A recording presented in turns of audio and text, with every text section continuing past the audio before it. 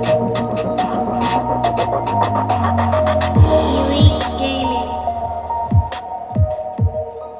What's up guys, it's Andrew at Elite Gaming HQ, and I'm back with a follow-up video for the $300 Fortnite Gaming PC. Now this is a budget PC that we're going to be able to play many games on, including Fortnite, Overwatch, and a couple other new age titles. Now I did say this is part 2, and the reason for that is, in the first video, I talk about what parts to get to keep your budget nice and low, and I give you recommendations of everything you should be doing as far as your part selection and how we're going to build it. This video is going to be a build video, and then lastly, we're going to do a video that's going to be our benchmarks and final thoughts. So that being said, if you haven't seen the first video, I suggest go checking that one out. I'll pin it to the first comment below because that video is going to make this one make sense. This is just going to be how to put it all together, philosophies on it, and I'm going to be a little bit long-winded as I mentioned in the first video because I want everyone who hasn't done this before to have a good grasp and understanding of what they're doing so they have confidence to do this themselves. Because after all, these videos are to help other people out who may not have the best budget and want to get a good gaming PC. And as I have to mention in all my videos, if you like this sort of thing, be sure to sub and hit the notification button down at the bottom. Let me know down in the comments that you're a part of the notification squad because I greatly appreciate it. And any support helps as I try to grow this small channel to something maybe big one day. But that's enough rambling on. Let's get into building the PC because after all, that's what you came for. Alright, so the first thing is, let's take a look at our PC and its condition. The first thing I notice is it's got some really bad cable management, almost cringy bad wiring. And this is always kind of a bad thing because something like this is going to kill your airflow and lead to worse thermals. But of course we're going to handle that later. The first thing I would do is put in your hard drive, your SSD, whatever you have, and install Windows. Why would we do this first? It's because we want to make sure the system runs right, like the motherboard and the processor, before we start gutting the system and then have to maybe put it all back together to get our refund, because after all, we did get it off eBay and we haven't tested it yet. So the easy way to do this is if you have an existing drive, just unplug its power, unplug its SATA, and plug in your new drive. If you don't have a drive, of course there's going to be cables sitting there. Now for me, as I said before, I went with a 120 gig SSD. This will hold my Windows. Make sure your SATA cord's connected to your motherboard, plug in your power, and give it a go. Now how to install Windows, you make an ISO drive. If you don't know how to do this, one way you can do it is by a flash drive, one way you can do it is by a disk drive. I prefer to do it at a flash drive. My motherboard took the flash drive just fine. It actually took like 5 minutes for it to recognize the flash drive and Windows and everything before it started. It was kind of scary. The first boot was kind of, they're always the most scary boots, but it worked out perfect. Now, if you need to know how to do that, I have a video where I walk you through how to add a SSD, how to add Windows, all that. I don't want to go over it all again here, but what I'll do is in the description, at the very bottom of the description, I'll put a link and I'll say step 1. And if you click on that link, even if you're watching this video now, just pause it, click on that link, go over how to get your Windows ISO up and running and how to install your hard drive. I'll walk you through everything right there. So at this point, either you know how to install Windows or you watched my video, and we're just going to move on to the next step. After everything's installed, unplug everything, and now we're going to go ahead and install our power supply. Since you have Windows installed to this drive, you can just remove the drive completely, just get it out of the way for now, or unless maybe you're using this case and you already mounted it, but in my idea, I just had it hanging in place. But one thing, before you start removing all these cables and connecting your motherboard and everything, make sure you have no static. I personally do all my stuff on an anti-static mat. You can wear the anti-static wristbands, you can put them around your ankle, anything like that. You want to touch the outside, the steel part of the case before you touch your motherboard. Now for me, where I live, I don't have a lot of static. Only in the winter season is it bad. And right now it's summer, so I have no problems. So to install your power supply, what you're going to want to do is you're going to disconnect your 4-pin connector to the CPU. That's going to be at the top left of your motherboard.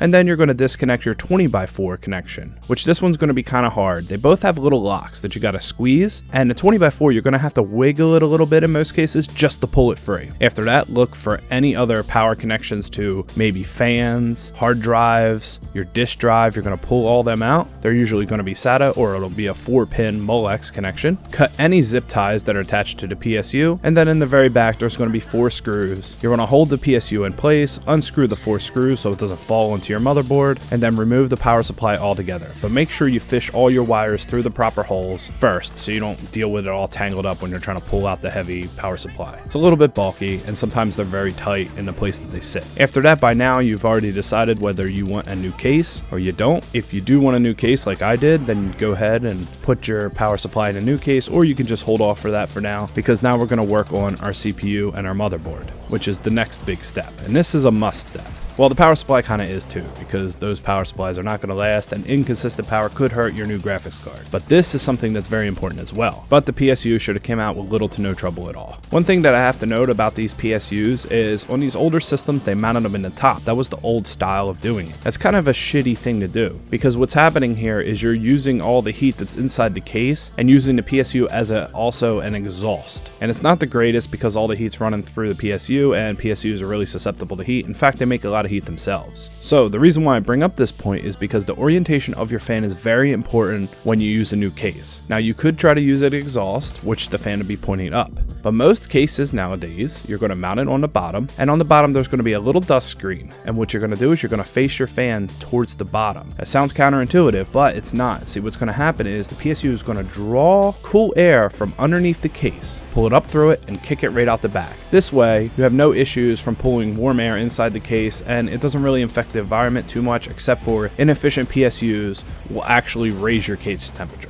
We didn't get that, right? We got new PSUs if you bought any of the ones I recommended, and that shouldn't really be a problem. Okay, so next we're going to deal with our processor. Now for me, since I'm putting this in a new case, I just took my motherboard out by unscrewing the motherboard screws here, and it made it just easy to pull the motherboard completely out, and now I'm going to easily be able to work on my PSU, redo the paste, and have no issues. Just be very gentle when you finagle your motherboard out, because you kind of don't want to bump it and bend pins or anything on the surface. And also make sure you get your IO shield out. To get your IO shield out, if you are doing this step, you just apply pressure from the outside pushing in, and it'll pop right out. Now that we have our motherboard and our CPU on the table, we're going to replace the thermal paste. First thing we want to do is unplug this little fan header here, and then we're going to take the 4 screws off the heatsink, and then we're going to twist a little bit. I always recommend twisting clockwise just a little bit. I mean a couple degrees. This way, if you do have paste, like some manufacturers make paste, that'll actually stick to your CPU, and the problem with that is when you pull that up, you could risk bending pins. But this isn't Intel, so the pins are on the motherboard, but we just don't want to do that anyway, and this is a good practice to start. So you just twist it a couple degrees,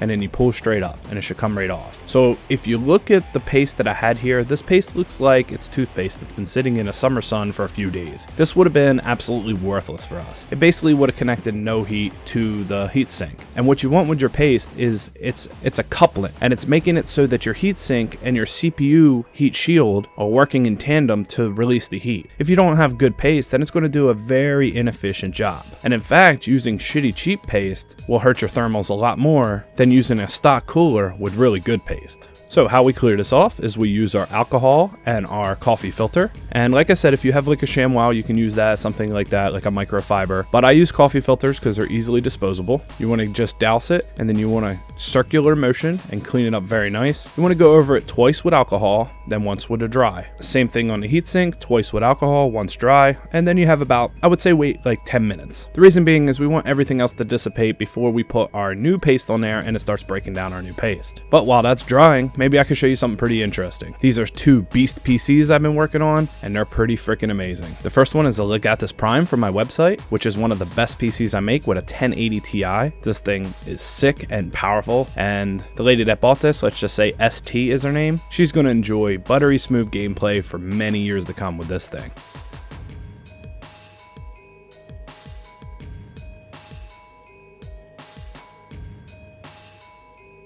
is another one I'm building for a customer, and this is an 8700K i7, so a 6-core 12-thread processor with a 1070 Ti. So this is also going to be an amazing build. I find both of these builds really interesting, and this, what the customer did is he came to me with a price and a PC build, and he said, hey, this is from another place, hey, what can you do with this? I said, look, I can match that price, I can double your hard drive, double your SSD space, overclock it to the same frequency, and I gave him a free cooler, which was the Hyper T2. So overall, an amazing build. But anyway, our 10 minutes are up, so now it's time to apply some compound.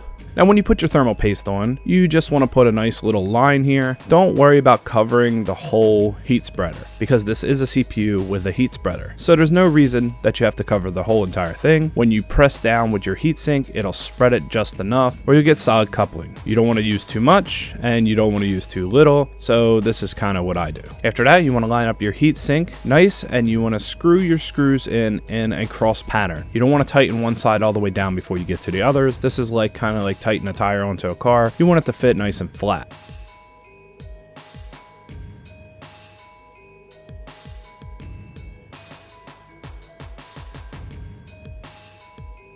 Next, since I'm changing my case, what I'm going to do is put my IO shield into my new case, which an easy way to look at this is you just snap it in from the inside facing out, and you want your 3.5mm sound ports to face down. That's how you can tell which direction it is, so it's not upside down. And then you finagle your motherboard back into the new case, make sure your standoffs are in good position. You want at least 4 or 6 of these guys, and then apply your screws. One mistake I made here was I used one of the screws that I took out of the Dell system that was holding the motherboard in place, but of course it didn't fit in here well, but it's no big deal. I'll just use all the other screws. It's still holding in really, really nice.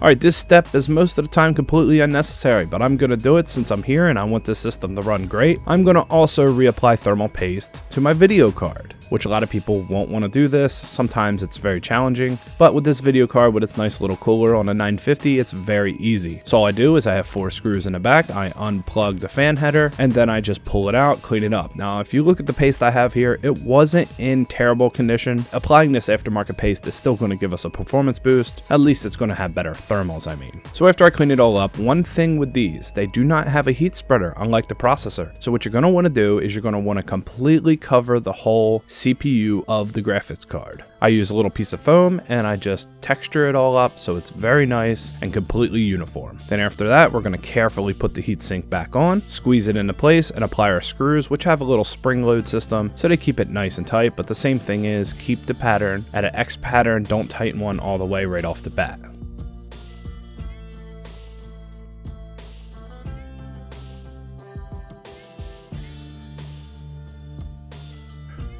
Alright guys, I have to apologize. I know I said this was going to be the build video, but I'm looking at the time and we're getting really deep into it, and I don't want this to go on to a 25-30 minute video. So I'm going to have to stop it here, and I'm going to have to make a part 2, which is going to be the follow-up. But I already have everything else recorded, so it's going to be very quick. Chances are, if you are watching this video, the second part of the build video, which I guess will be video 3, will already be completed. But if it is, it will be an end cap at the end of this video, and I will have it pinned in the first comment below. But thanks for watching guys, I appreciate the support, and I'll see you in the next one.